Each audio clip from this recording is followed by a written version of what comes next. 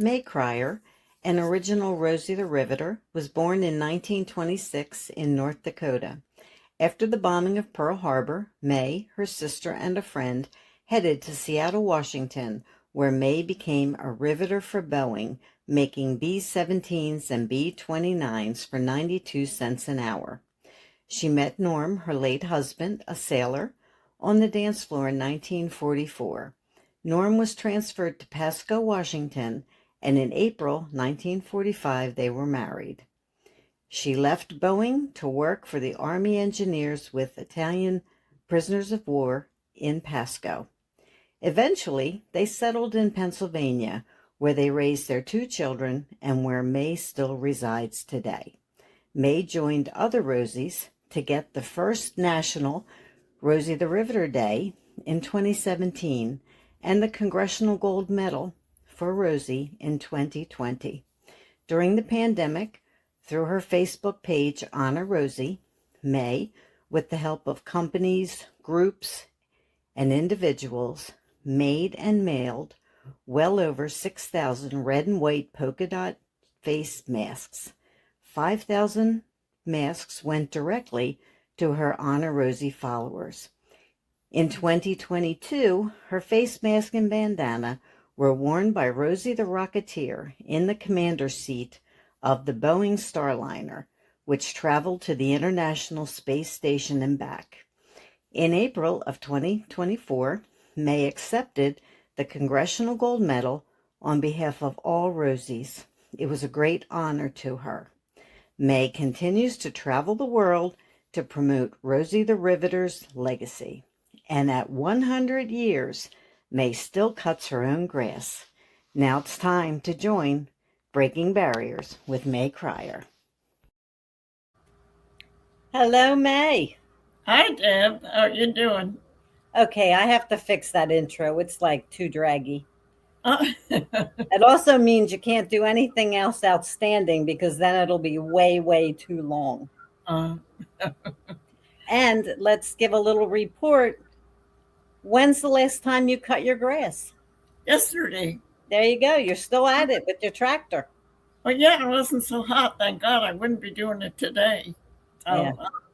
It worked out nice. It was a very nice day. It was nice. I went out in the morning. It was early in the front, but the back I've got a lot of trees, so it was pretty nice back there. Well, So I got it done. you're still doing it. I That's still 100. Yep, and I still like doing it. There you go. So today, our guests are 2 friends of yours, Dani Masterson, who's known as the American Taps Girl, and Virgil, I'm sorry, I'm not going to say your name right, Capollari, incoming commander of Wappingers, probably said that wrong too, VFW Post 5913. Welcome to the show.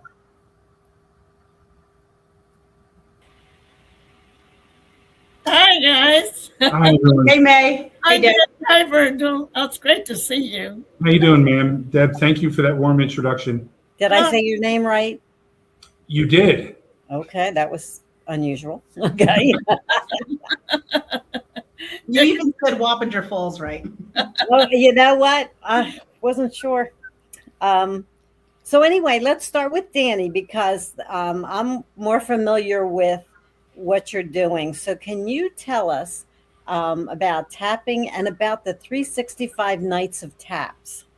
Sure. Last May 27th, we did a countdown to the 80th anniversary of the end of World War II, which would be National Spirit of 45 Day. So I talked with Virgil and discussed sounding taps every night for 80 nights straight. And we did that up at the VFW Post at 5 p.m. every night. And then we got called to come to other municipalities to do it in their town as well. So we're going strong. I decided to go to 100 days and I went to 150 days. And now tonight was night 357. Wow. So yeah, I will just say it here. We're going to go to 500 nights. And the reason I'm going to go to 500 nights is because the Post and Auxiliary is celebrating their 80th year as well. So I'd like to kind of get it to the 80th anniversary of the Auxiliary. How long have you been doing this? Sounding taps, Mhm.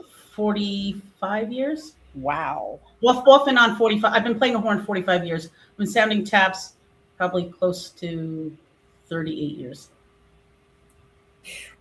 And Dani, how many places with the area you cover?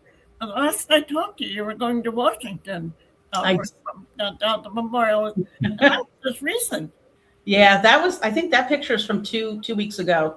And what was beautiful about that is that there was several school trips there. So they actually had me stay for probably 90 minutes after to sound for each school trip that was getting off the bus and coming through the memorial there. I mean, that World War II Memorial is my favorite place to go to. It's a beautiful, beautiful place. Isn't that beautiful, that rainbow behind the monument, and you in your colorful clothes? And did you notice that I had your scarf there attached to my pants down there?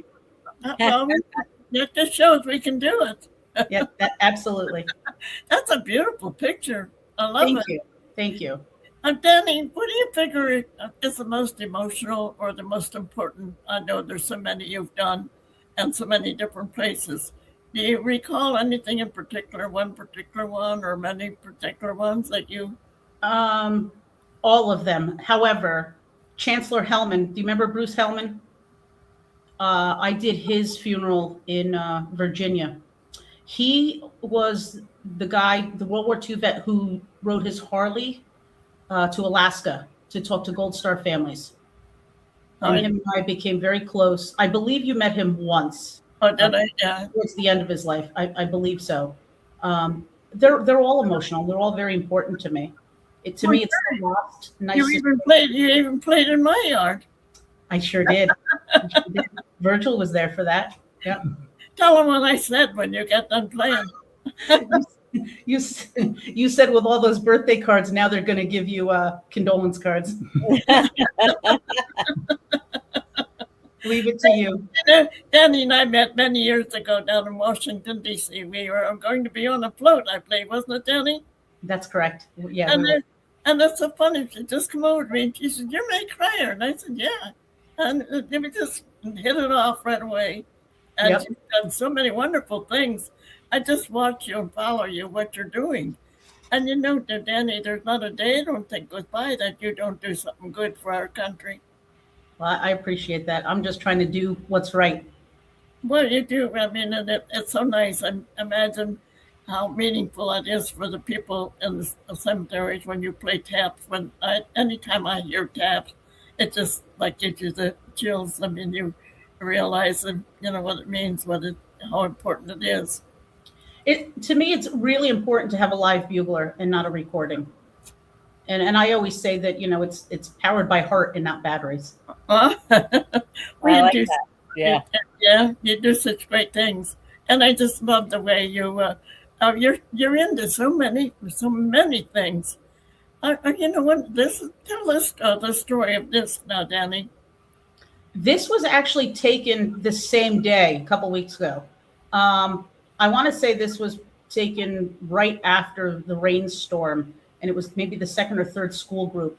And they had come from the back. They saw that I was warming up prior to going out and sounding at 5 o'clock.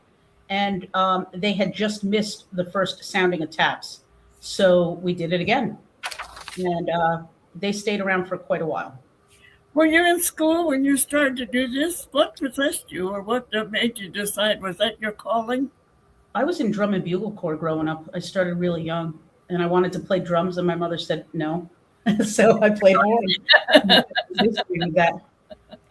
Well, tell us about the spirit of 45. Sure, that's actually how I met Mae, was Spirit of 45. Yeah. So I believe we met at maybe the 73rd or something, maybe 70th, the parade in DC. So Spirit of 45, it's a national nonprofit. We teach this generation about the greatest generation.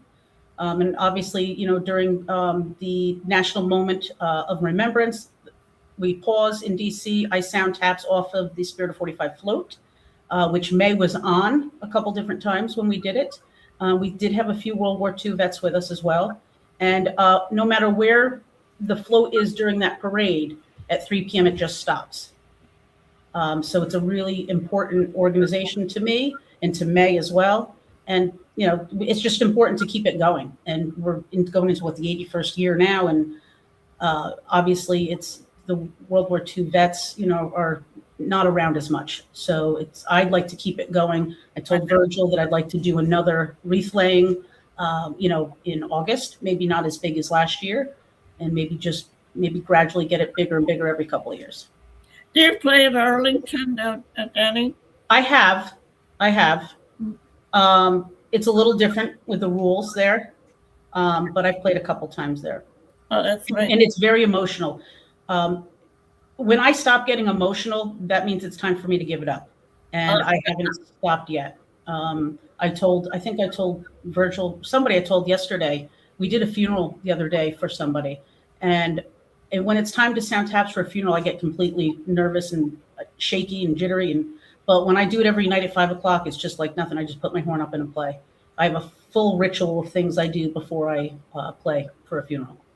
But you not only play taps, you're very involved in you call it Wreaths Across America. What do you call that where you do all the wreaths? That's Wreaths Across America. I want to say I started that in this location probably about 9 years ago. And then just this past year, Virgil joined, and now we're co-leaders for all the Wappingers cemeteries. And that's just, it's amazing. It's growing, and the children are getting involved. And that's what it's about for us. Well, when I was down in Arlington, they were laying the wreaths all around in the graves. I forget what time of the year it was. They were putting up wreaths. And I said, well, who's doing all of this? There's so many different locations and graves. And they said they have different organizations for different sections of Arlington. Yes, so it's Wreaths Across America itself. Is that? It's all, it's a national day in December. It's that second, I think it's the second Saturday. And it's a national day. And last year, I believe that it was like 4.3 million wreaths were laid around there. That's amazing when you see it taking place. You read and see these things on TV and all, but to actually see it, it's so much more meaningful. Yeah. I'm thrilled to have Virgil with us because he has a different connection and outreach than I do. And working together, we're bringing it. Well, let's get over to Virgil for a minute, and you can rethink about what more things you can tell us. But Virgil, I have to tell you so much about the VFWs and the Legions. Right after World War II, they were all being built. They weren't. I don't know they were even active any before at that time. I'm not sure the history of it, but I know it was all new to us. It was Legions and VFWs. And they were the nicest organizations. Now, this was strictly World War II veterans. And I said they built these big things, and they had such nice, like they had the one Legion, this was a VFW where they had the big bands. They have Saturday night affairs. They'd have the big bands. It was a wonderful organization. We really enjoyed it. And of course, they used to have these, I'm going to call them lotteries, where they raise money to, and that was always exciting. But the average people don't know what these American Legions and veterans organizations do. When I was going to Normandy, I had to raise, I think it was like $3,500, because this is the first time we were a private group and we had to earn our own money. And, I didn't know where to start. Of course, you start with family, first of all, and you drain them dry. And then you go to different organizations, and every Legion and veterans organization that I knew in our area, the Philadelphia area, I wrote to them. And you'd be amazed how many of them donated to my funds. It just made me so proud. And when I come back from Normandy, I wrote thank you cards to all of them. I had brought back Sam from Omaha Beach. And there's something that the average people don't know, what you men do. I mean, you're men and women, and what you do for charity and all. I think it's just outstanding. And, I have one little poem that it's not a poem, I have to read it, because Paul Keimer he was a commander of the VFW in Berkeley, and he has sponsored me in everything I do. It's absolutely amazing. And one of the things he wrote to me, and I just think it's outstanding, he said, "You and your remaining Rosies are a reminder of the final glimpse into World War II, when the nation was united and patriotism was the hallmark of the day. Indeed, this has been an exciting time for Rosies, also a rare opportunity to show and tell the greatness of our country and our fellow citizens." Paul Heimer from, I think it was Post 280 in Poughkeepsie, Pennsylvania. And that just stuck with me every chance I get. I post that. Isn't that amazing? I just think it's so nice. But I'm so honored how the VFW and the Legions helped me get to Normandy. So, Virgil, you're the incoming commander of the VFW. Is that is that in June, or is that this year? Yes, it will be next month in June. Okay. So tell us about your outreach to veterans and how you promote patriotism, which is really, really important. The VFW has a very long history. It was started in 1899 by veterans that had returned from the Spanish-American War. So it has a 126 plus year history, and with the American Legion after the First World War. These organizations were founded on trying to provide support for fellow veterans, especially with the wars, but they kind of evolved. And after the Second World War, when, as Ms. Krier noted, as when there was a larger influx in organizations being formed across the country, the purpose of them was to exist as veteran service organizations, primarily caring for vets, giving fellow veterans a place where they can come, support one another, seek assistance, and just know they're being supported. But there was another dynamic to it, which was promoting the values of patriotism. For many of the returning soldiers, seamen, and later to become airmen, they returned to a world where they had saved democracy, had saved the free world from an unspeakable totalitarianism. Therefore, it was incumbent upon them to not only organize, but educate and promote, so that the most cherished freedoms we have, we don't lose, and that we keep the spirit alive, per se. So, till today, these organizations exist primarily under that banner to ensure that we're servicing the community, because at the end of the day, that's really what it's about. For many of us who served in the military, we don't see it as just a service. It's a calling and a sense of duty. We don't expect everyone to necessarily understand it, but at the end of the day, I can assuredly say that with all of these veteran service organizations, we serve the community to ensure that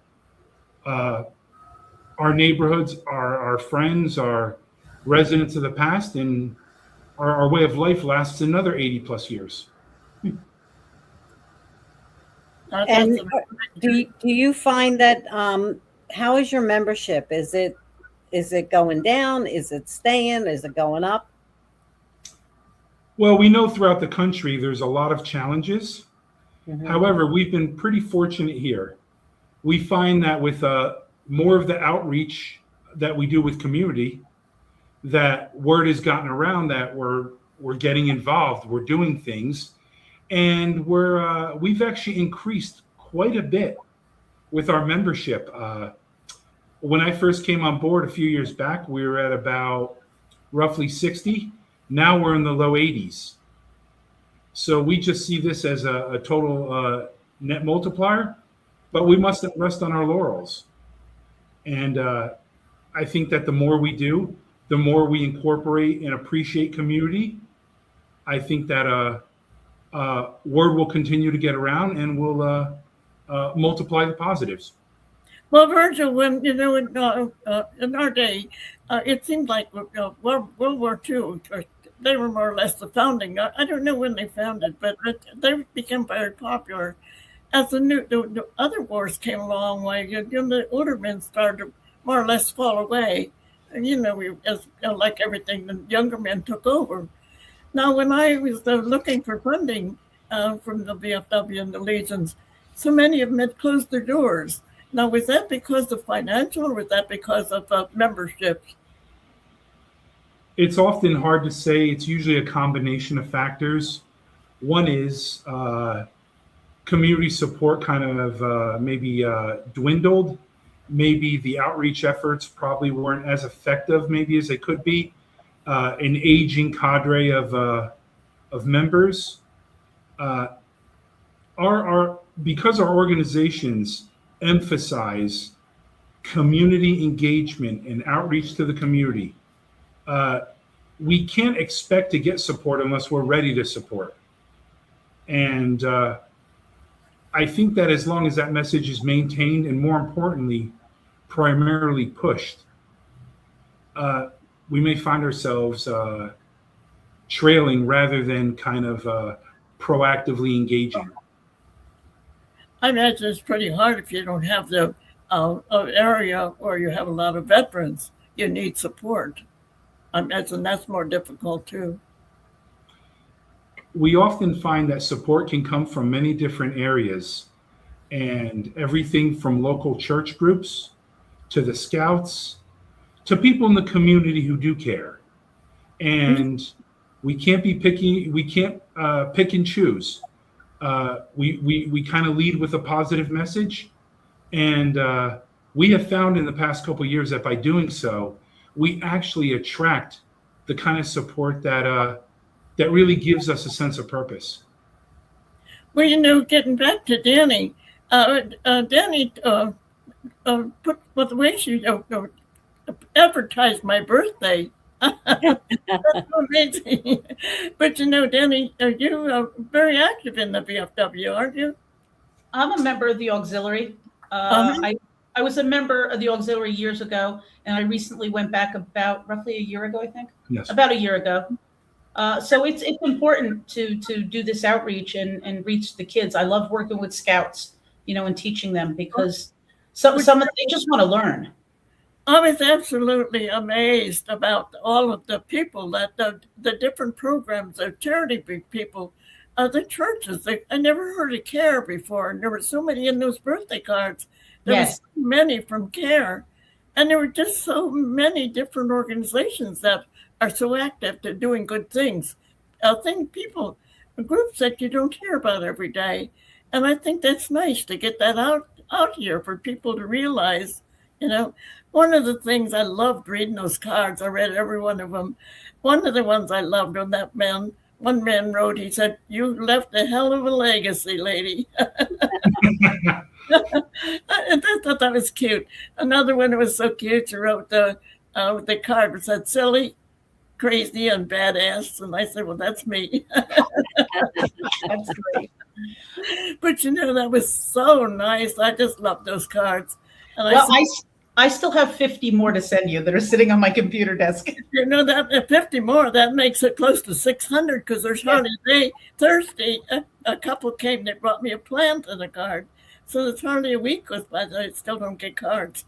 And I got the beautiful plant. And I think so funny, because my birthday, by the time March was over, I was exhausted. I bet. It was a lot of fun, an awful lot of fun. But the way you put the notice out there, I was stunned.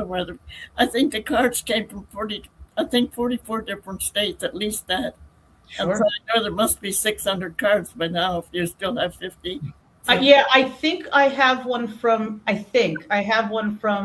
New Zealand that's sitting in the pile, I believe. Oh, yeah, because I think one lady said, "You're getting one from Australia." I just got one from the Netherlands, and I got one from Germany. And so, you're getting them from different countries. I still get cards for other vets that I do it for the past couple of years, a year later. So, if it's out there, they see the address, they see the birthday, they just don't see the date on it. And they want to just make sure that they incorporate a card to somebody, and they send it out. Doesn't matter when. There's no way you can thank everybody for these things. It's just absolutely amazing. And like I said, you can't imagine I would start to work and start reading them. Then I'd stop because I've done it for a while. It's like eating one potato chip. You can't quit with one. I go back. Some nights I burned the midnight oil some nights. And I really enjoyed them. Really enjoyed it. We knew that when we left your house that day that you'd be sitting at the table for a while reading. I know. I was anxious to get reading. I do. I read everything that comes in.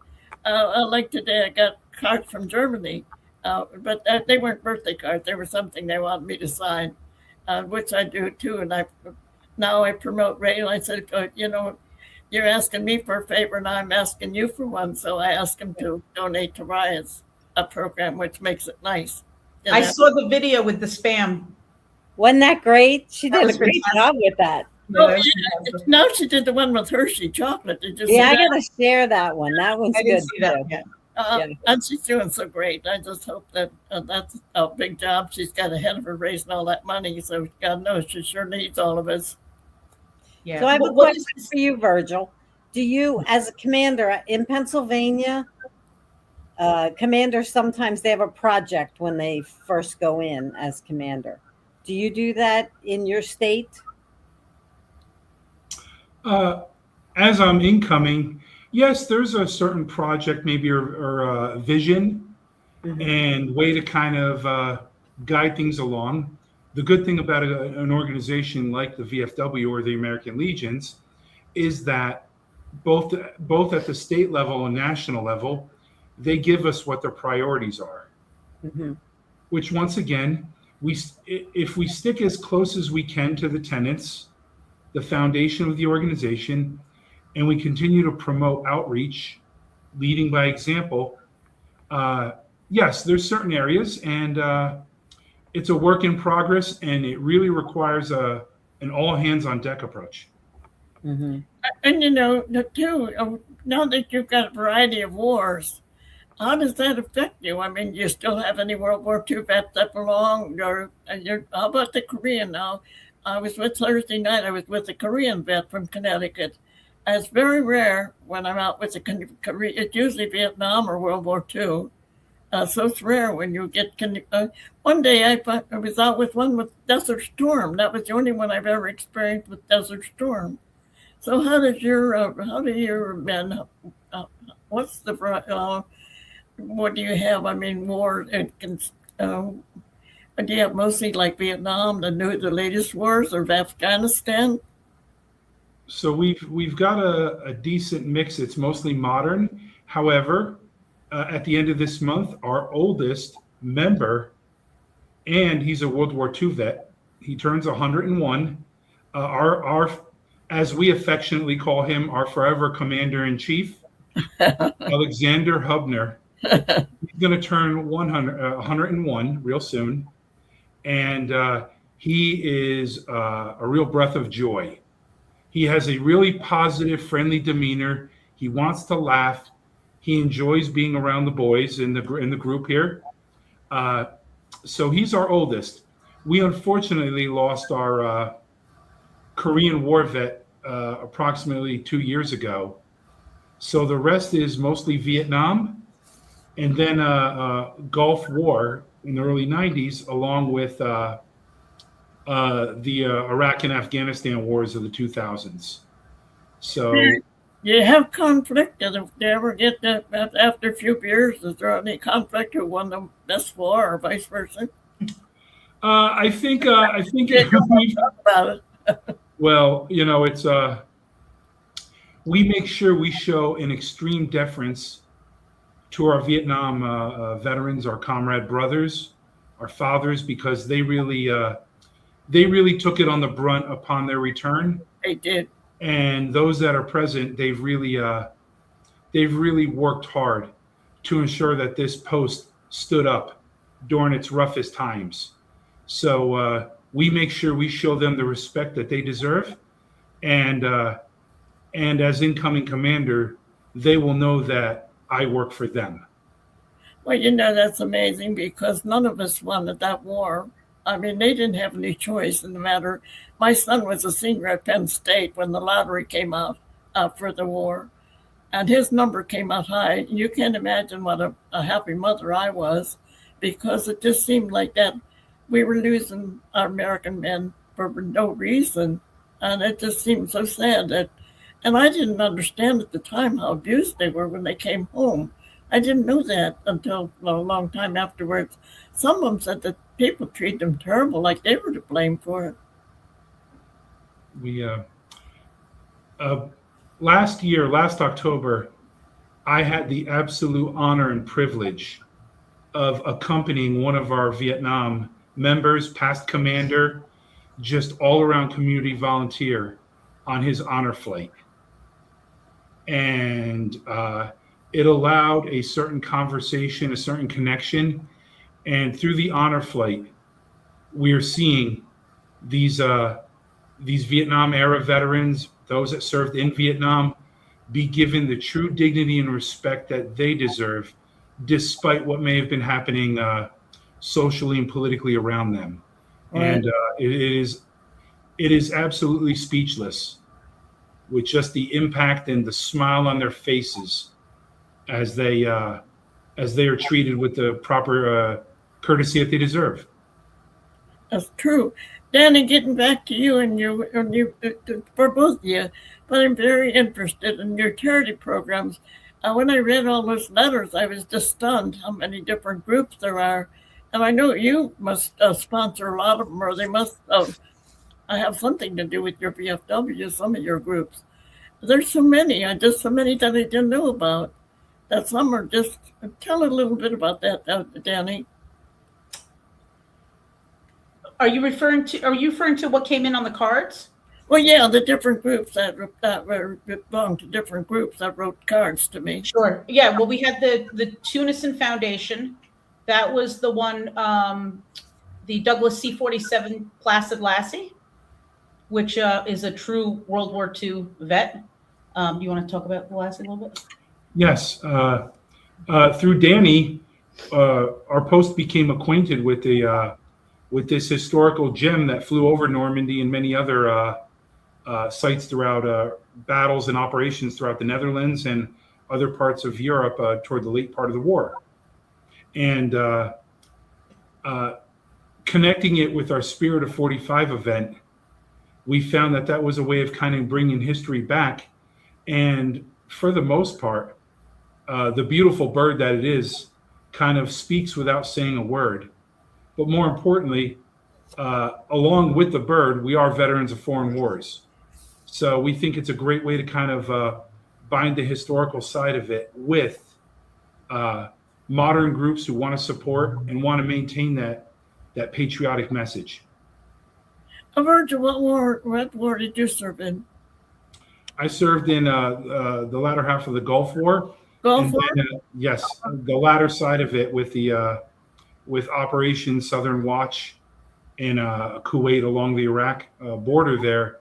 And I'd also served in the Balkans with Kosovo and some other areas. So, well, do you remember the Desert Storm, Jessica? I forget Jessica's last name. The first woman that was injured that they made so much of the story of her. Jessica, I forget her last name now. The POW, wasn't she? Jessica Lynch. Yeah. Lynch, yeah, from West Virginia. I thought that, I don't know if they used that for propaganda or not, but that woman went through a lot. I mean, her whole life, it upset her life completely. This is the sad part. Well, look at Tammy Duckworth.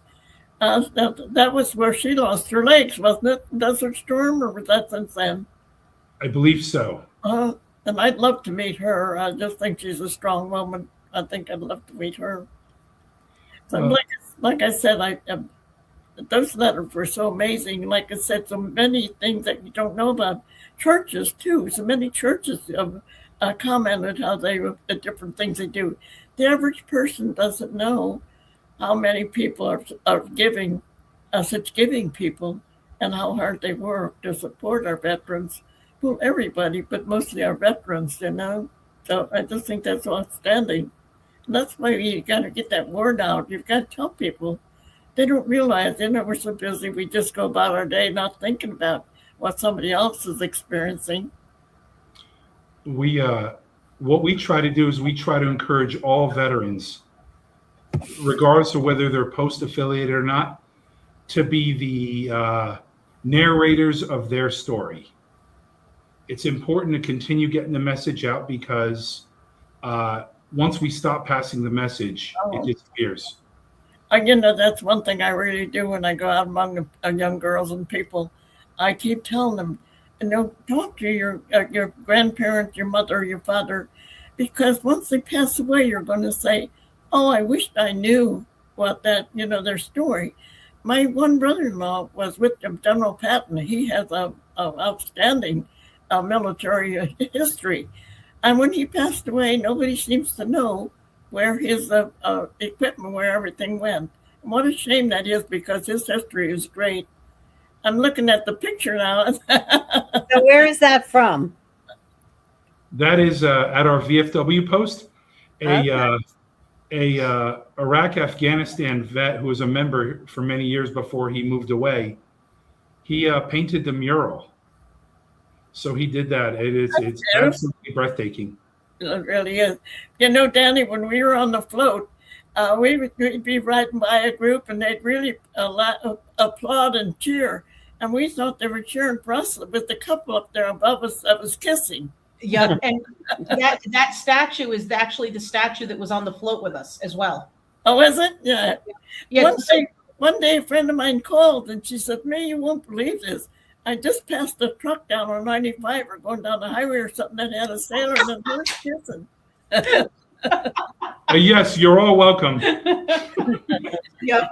Yeah, I've been to that a place in Princeton that makes things, and that is interesting because they took me through and showed me all the different statues. They're not just the World War II or wartime. There are many different types.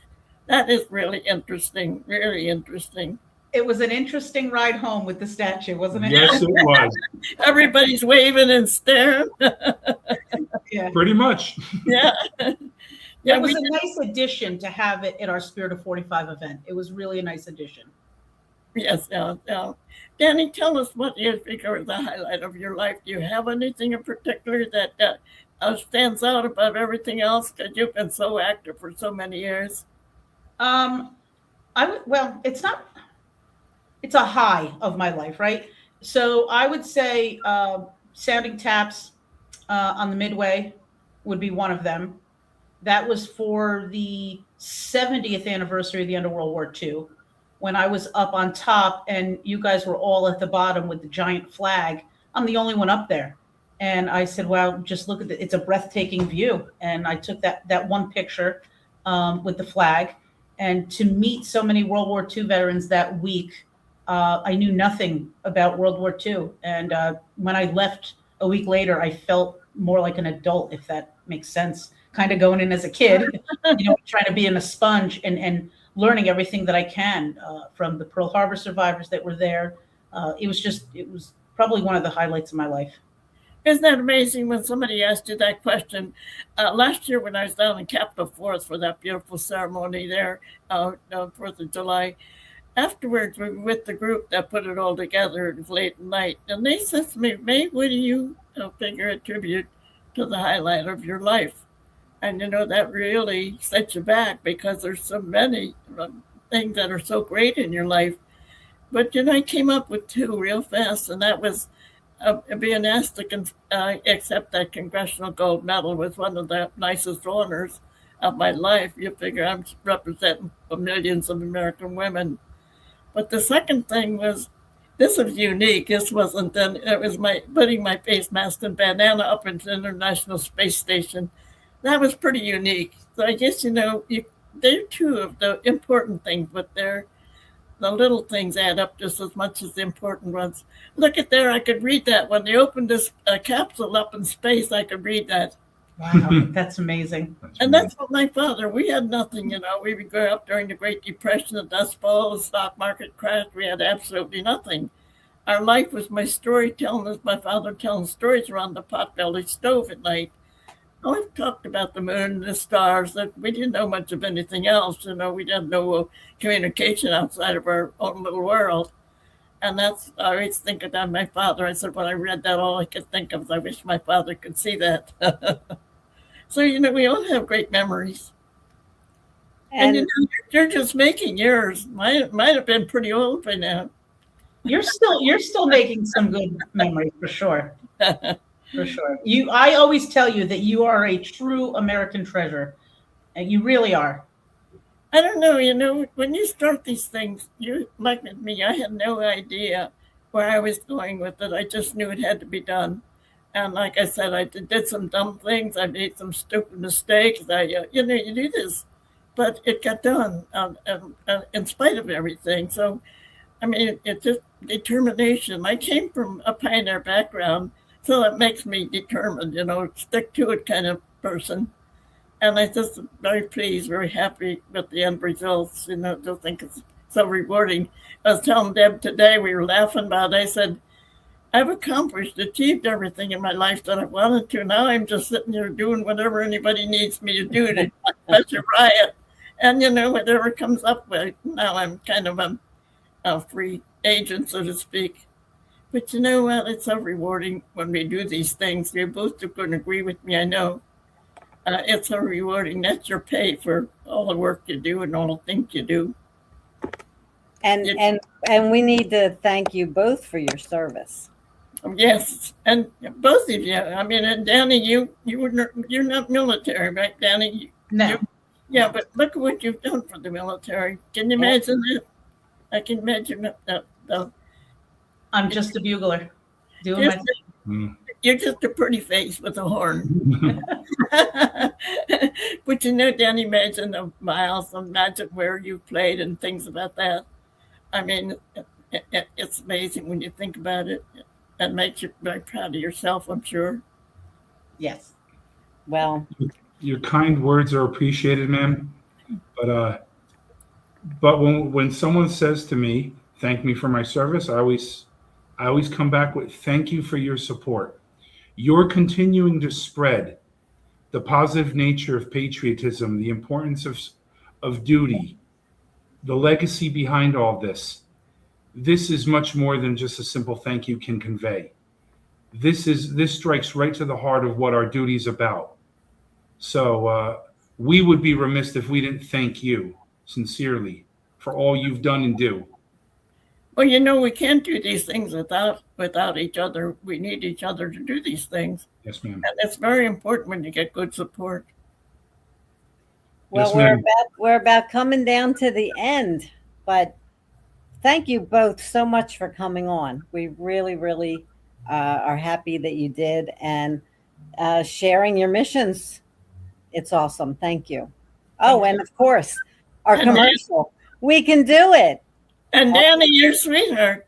Available on Amazon. It's the story of Mae's, not the whole story of her life, but a good amount of her life. So you want to get a good book, get We Can Do It on Amazon, and we would appreciate it. Thank you, Brandy. Brandy's our commercial. She remembers that. I don't have the book with me right now.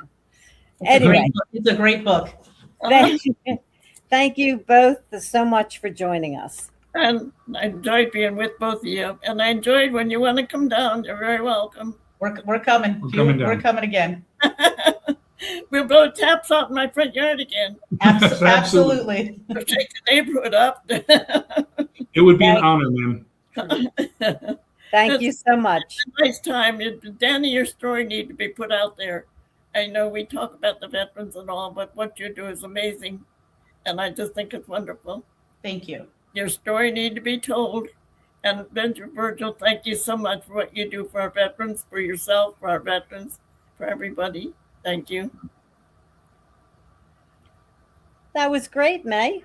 That was. I just like him. Now I met Virgil for the first time when they came down to visit. There was 4 of them. I forget the other 2 ladies' names now. But that was so much fun. We had such a nice day together. And of course, Dani, I've known for quite a few years. And we just hit it off really well. Well, so we're going to take a little vacation this summer. We're going to go fishing again, and we're not going to do a podcast, but we will. May you enjoyed that fishing line, don't you? I do. Anyway, we will be back in the fall, in September. So everybody have a nice summer. Stay cool, and everybody be kind to one another. Shall we power up, May? Yep.